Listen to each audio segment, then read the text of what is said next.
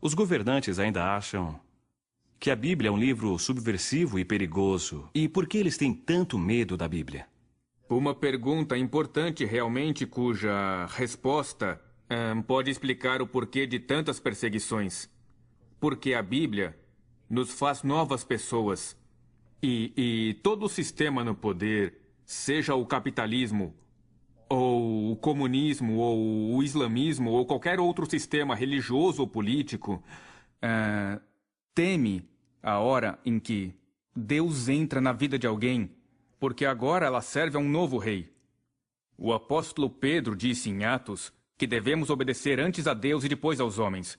De repente, quem está no poder perde o controle sobre o homem que lê o livro, porque agora obedecemos a ele primeiro, mais do que aos outros. Isto nos leva à beira da desobediência civil, embora eu não devesse usar o termo. Mas talvez seja o caso. Por que devemos obedecer ordens imorais? Muitas vezes damos a explicação: me mandaram. Nada disso. Até na Segunda Guerra, com todo o domínio dos alemães, a submissão e a obediência às ordens não diminuía a crueldade e pessoas eram executadas mesmo obedecendo ordens. Isso ainda pode acontecer hoje.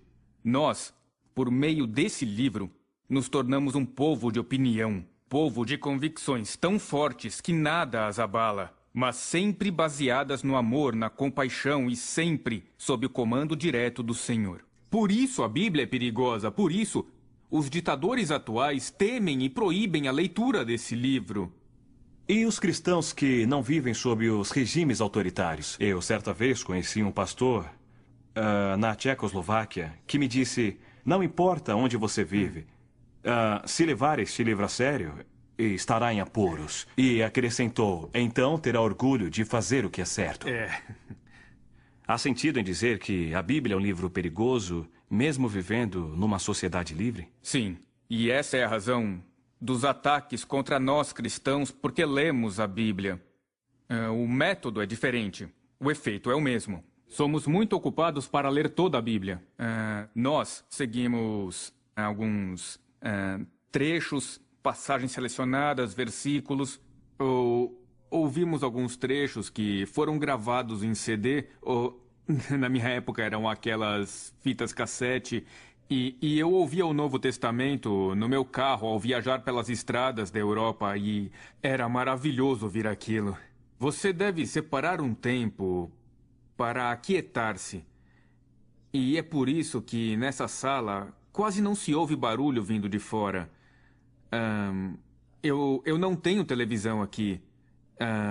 No rádio eu ouço notícias, e havia uma janela bem ali, e quando eu ocupei essa sala, eu mandei fechar aquele espaço com tijolos, eliminando ruídos externos. Nós temos que ter um lugar para ouvir a Deus, e então absorver a palavra.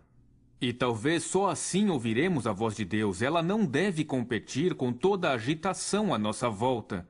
Sem ter um ambiente favorável, não será fácil.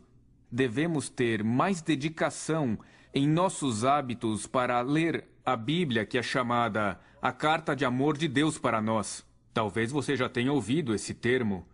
Se disser: eu não li a sua carta de amor, Deus, aí foi mal. Acha que pode continuar assim, ignorando a palavra de Deus? Não dá. Devemos nos tornar pessoas segundo a Bíblia, ler o livro inteiro, toda a obra.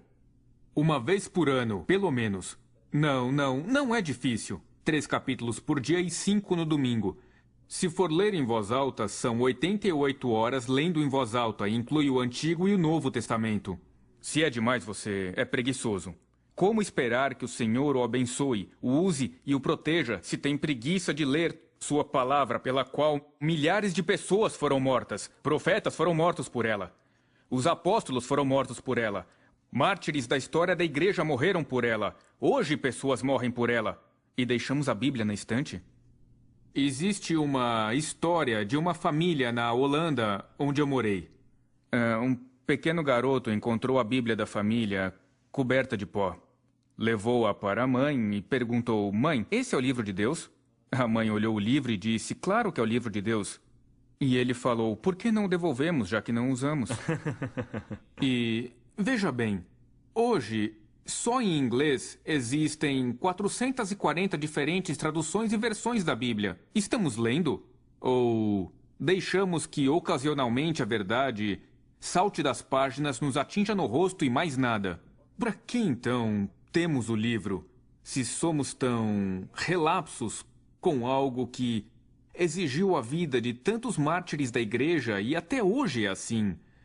Como esperar que a palavra de Deus transforme nossa sociedade tão podre, corrupta, decadente e imoral?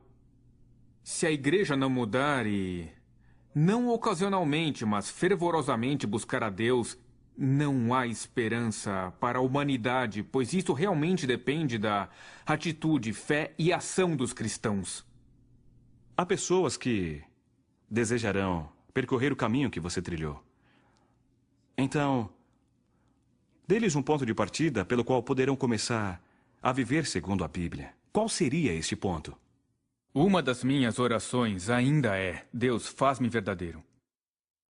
É tão fácil ser religioso. Isso não leva a lugar nenhum. Quem teme ao Senhor chega lá sem precisar ser religioso. Nós fomos criados numa cultura religiosa, cínica, evangélica e blá blá. Mas peço a Deus que me faça verdadeiro. Eu não quero ser só mais um. Quero ser alguém que faz diferença. E eu acho que eu faço, mas ainda posso melhorar. Aconselho que, ao ler a palavra, diga: Senhor, fale comigo. E o que me disseres, eu farei.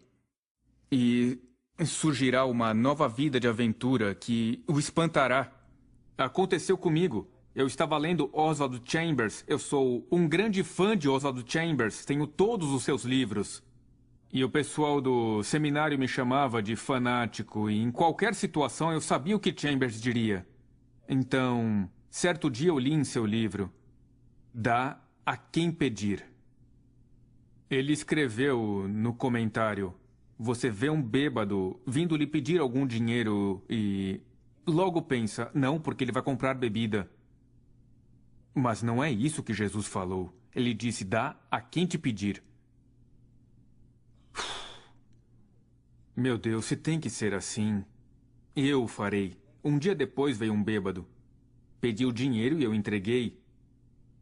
E depois eu pensei, é perigoso. Obedeci a Deus. Essa é a minha obrigação. O bêbado responde pelo que faz com o dinheiro. E então eu pensei, é melhor não levar isso tão a sério. Mas depois eu voltava a pensar naquilo, eu pregava aquilo. E acontecia que no mesmo dia vinha alguém pedir algo, e nem sempre um bêbado, mas alguém. Pediram meu acordeão, eu entreguei porque eu tinha acabado de pregar sobre aquilo. Dá a quem te pedir. Isso é muito radical.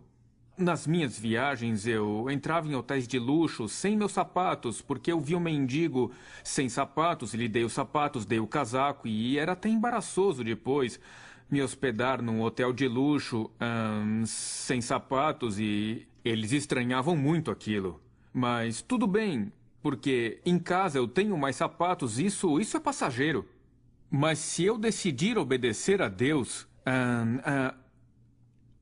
assim que eu tomar conhecimento de qualquer versículo que fala em comportamento, Deus então me provará. Se Deus não o provar, me surpreenderei. Se você nunca for atacado pelo diabo, me surpreenderei. Mas como? Eu não sou digno de um ataque? Você perde por problemas quando segue a Jesus radicalmente. Mas nos problemas diga aleluia, eu estou no caminho certo. E siga o livro. Siga o livro, siga. Ele transforma a sua vida, e agora, quando leio aquele texto no Sermão da Montanha, penso ser melhor esperar até pregar sobre isso de novo. Porque Deus nos leva a sério, e isso é encorajador. Aleluia!